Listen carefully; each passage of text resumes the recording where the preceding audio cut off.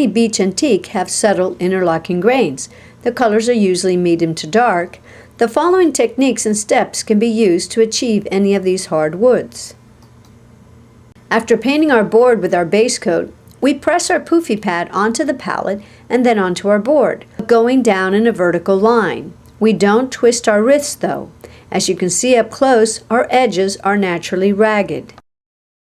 For our second step, we press our poofy pad onto our palette, saturating it, and then begin to drag the poofy pad down vertically onto our board. This will add another layer of color of our top coat, giving us fine lines of grain, not too distinct, as you can see up close on our board. Once this layer is dry, we take our poofy pad and with the edge we add darker lines or seams to add to some of the natural occurring darker seams we got with our other two steps. For our first door, we first paint our base coat and let it dry at least 2 hours. We pounce our top coat with our small poofy pad to add our speckled layer around the edges of our framed windows. This step can be done rather quickly since our areas are not large and less noticeable. Along the side inner edge of the frame, though, we will saturate our chip brush and just drag the brush quickly. We can always add tape to mask off the glass if we can't avoid getting glaze on it. On these doors, you can see how we used our chip brush to also add our top coat glaze to our edges. Next, we take our large poofy pad and press it onto our palette, and we begin to pounce out our vertical bands going down in sections. The more we saturate our pad, the darker our doors will be. We continue to work in sections, overlapping them with the previous ones just slightly. Where we can't fit our pad, we use our chip brush to continue the same technique. Now, we saturate our poofy pad and begin to drag it down in vertical sections to get our fine lines. We continue to drag the pad all the way down, blending the lines where we leave off. We remember to press the poofy pad onto the palette to get more glaze if we see that our lines are coming out too faint. The key is to keep the poofy pad saturated. When we work around our glass frame, we drag our pad up to where we can and then finish off our lines using our chip brush. We continue to drag our poofy pad down in sections, slightly overlapping them. Our chip brush is used to drag lines around our locks and handles.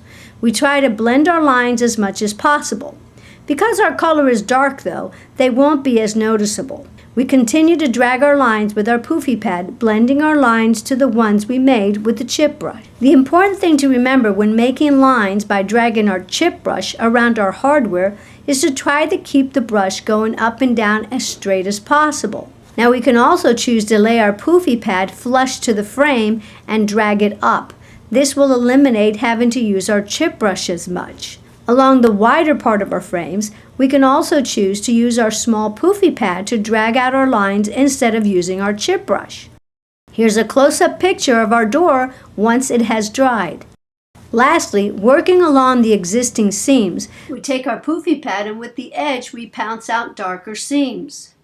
We can also use our chip brush sometimes to create darker lines to vary the look of them. We can also choose to pounce out wider, darker bands of color too. Looking at these pictures of real mahogany wood, we can see the same subtle, darker grain lines on them. The grain lines are not as distinct at all. And we use these same simple techniques on this French door also. Now you can achieve this faux wood finish plus others with our basic and faux wood combo kit on sale right now for only $75.99. which includes our faux painting workshop DVD, our palette, 2 poofy pads, and 2 tuck and gather tools. And plus our new faux wood DVD, a set of wood graining stencils, and a wood graining pad. Order today and get a free color suggestions ebook and our new faux wood color ebook also. It contains formulas for 8 paint colors to help you choose your colors and a guide to faux paint your grain lines on garage door panels.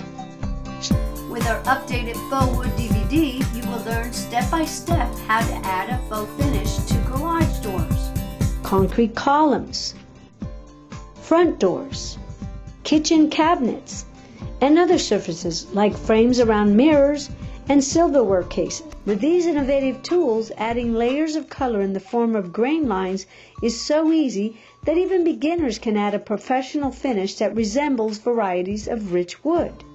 We have also developed stencils that will remove the difficulty of adding larger, distinct grain lines. We've also developed a small, versatile wood graining pad that enables you to add loose and wide or tight and thinner grain lines that are unique to certain woods. The pad has 8-notch sides to vary the look of grain lines so your finish looks like real wood. Some methods make doors look great far away, but when you look up close, the finish lacks the look of authentic wood. It lacks the depth and dimension since grain lines, knots, and specks are layered in real wood. Other methods use tools that require a lot of open time, so they use oil stains or glazes which later begin to crack and peel.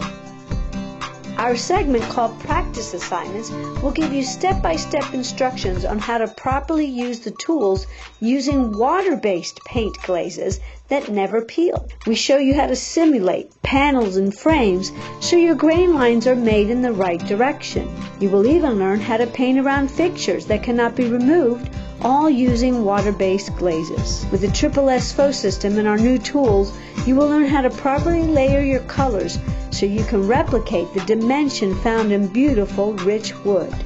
Visit muralsandfauxpainting.com by clicking on the link in the description below this video. The S Faux painting system, faux painting just got easier.